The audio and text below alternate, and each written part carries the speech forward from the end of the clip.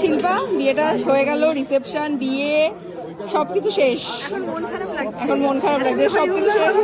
এখন সবাই দেখবি চলে যাবে যে যার বাড়ি, আরো মন খারাপ লাগবে তখন। হ্যাঁ হ্যাঁ, মিস করবো, সত্যি কথা।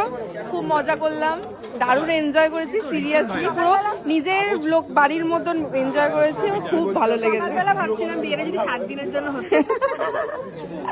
খুব সত্যি কথা, এই মজাটা মানে সবাই যে থাকছে, হই হুল্লোড় করছে, তারপরে মেয়েদের একটু কষ্ট বেশি, কেউ থাকবে না, পরে সবাই চলে যাবে, এটা একটু কষ্ট। যাক, খুব ভালোভাবে থাক, সংসার কর, অনেক জায়গায় ঘুরে বেড়া।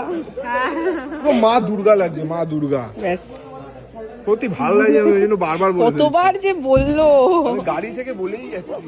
ও আচ্ছা, ঠিক আছে, তোর এবার পালা বিয়ের। দুটো একসাথে নাকি? আচ্ছা, হ্যাঁ, একটা তো হবে না। তাহলে বিয়েটা কর, আগে বিয়ে। ও প্রেম প্রেম করছে, বুঝলি তো, বলে না।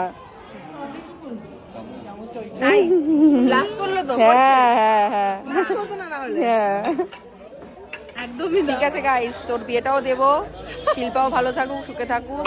চলো তোমাদের সাথে আবার অন্য কোনো, আস্তে আস্তে আস্তে ওটা, আস্তে আস্তে ওঠ।